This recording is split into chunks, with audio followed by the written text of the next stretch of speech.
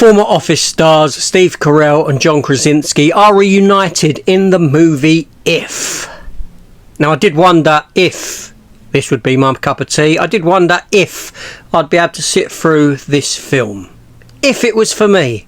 Enough of the ifs. Did I enjoy this film? Let's find out.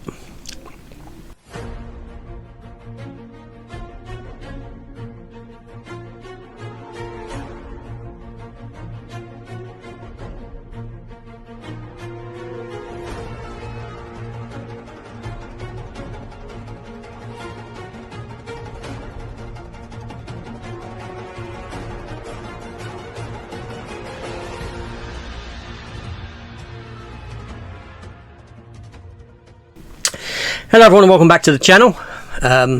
Welcome to new viewers and old alike. And yes, my review for If, this new film from Paramount, rated PG with a runtime of 1 hour and 44 minutes. The film comes at us written and directed by John Krasinski himself, who also has a starring part in the film, not the main star.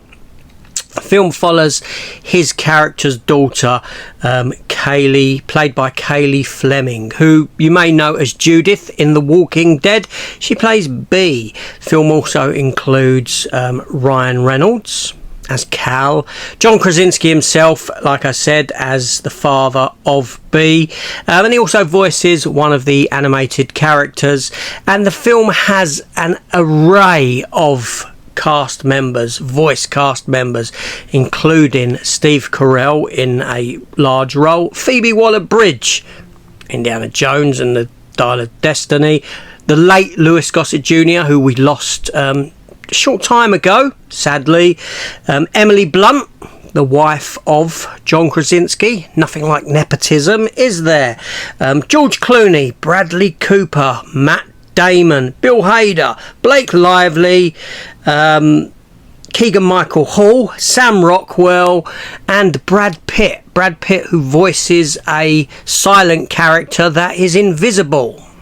Yeah, little kind of joke there. And I don't know if that's a Deadpool 2 joke coming into play, because obviously he voiced it. He was in that as an invisible character. But yeah, so this film here, what's it about? Well, If. The title If. I didn't realise until I watched the film that If is imaginary friend. IF. It's as simple as that, and that's what this film is about. Imaginary friends. And this every kid has them. Every kid has them, and this film takes it to the next level, that these are real creatures, much akin to it reminded me of Monsters Inc. in that sense, with all these different kind of imaginary friends, only they're there to be friends and not scare people. But it's that kind of Monsters Inc. brought to life almost.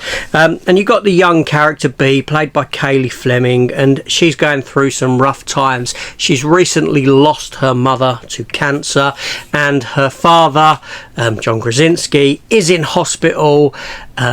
He's got heart problems and he's having to go under surgery for heart problems, so she has to go and stay with her nan.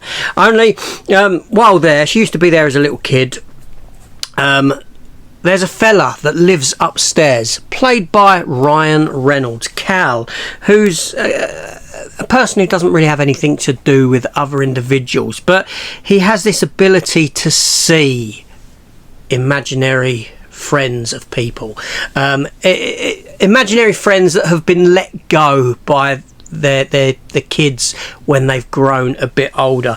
And seemingly Bee has this superpower herself to be able to see these imaginary friends, and she goes on this journey where she starts trying to reunite imaginary friends with their grown-up counterparts, and this sort of a thing, all while going through this journey of her own, with the concern of the loss of her father, or potential loss of her father I should say, having lost her mother. And you know, she's 12 years old, but seemingly she has to grow up rather quick, rather fast, because of these developments in her life.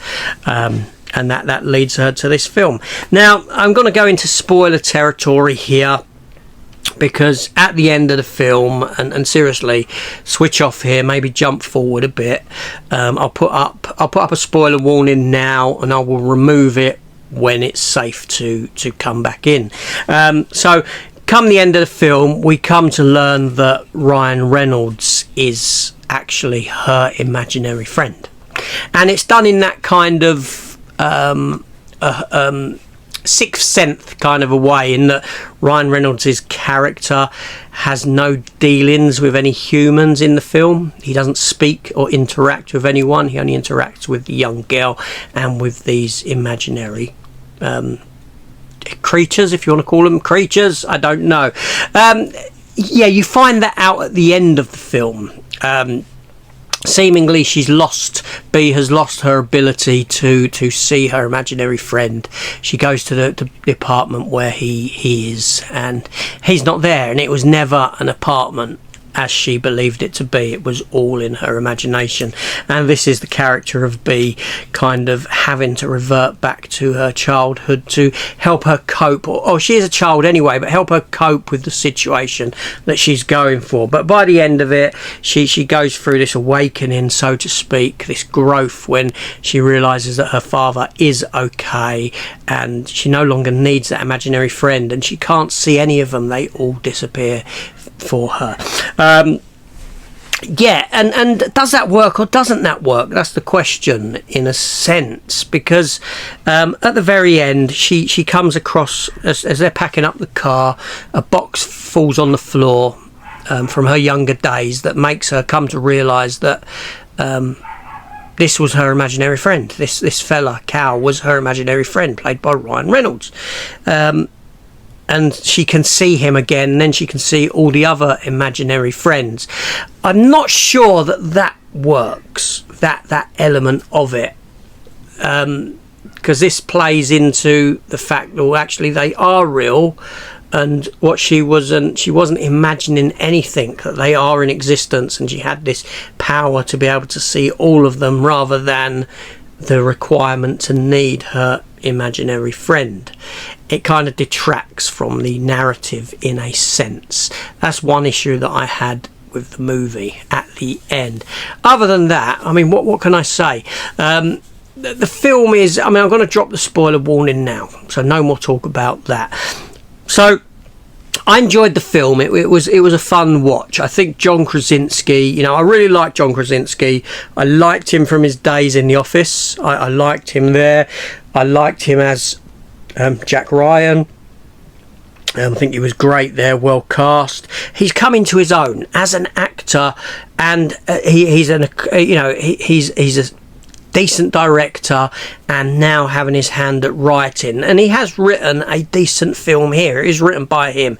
He's done a really good job. So going into it, I was interested by the fact that this is directed by John Krasinski, this is written by John Krasinski. I want to see what he's able to do, and he pulled it off. He pulled off a great film that maybe a little bit too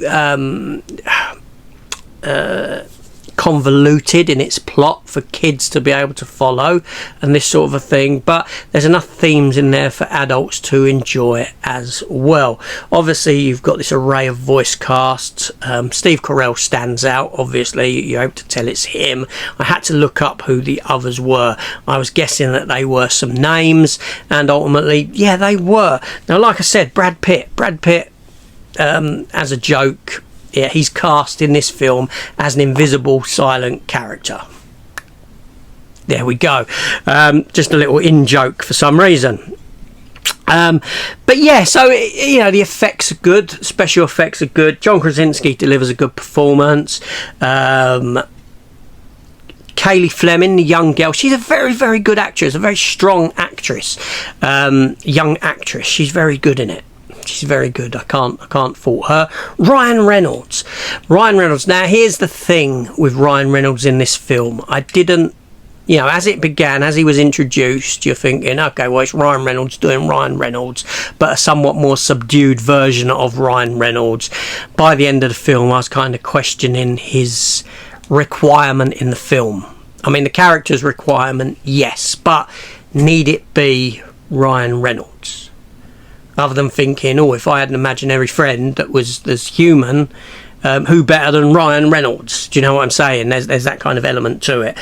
So I wasn't sure whether he was really needed in the film. It kind of highlighted to me Ryan Reynolds' roles prior to Deadpool, and when Hollywood was trying to make him a thing, and I honestly don't think Ryan Reynolds would be that much of a thing if it wasn't for the Deadpool role. So it kind of highlighted that for me. But yeah, it was an enjoyable film. I had fun with it. It was an enjoyable time. I would sit down and watch it again, most definitely. I did wish John Krasinski had a larger role in the film. Obviously he directed as well, but I got enjoyment from that kind of side of it. It was an enjoyable film, and what more can I say? So tell me your thoughts on this film if you have seen it, or tell me if you intend to see it. I'll probably pick it up on physical media when it comes out. I think it'd be worthwhile, and a worthwhile revisit. It's got enough strong elements in it to warrant that at least.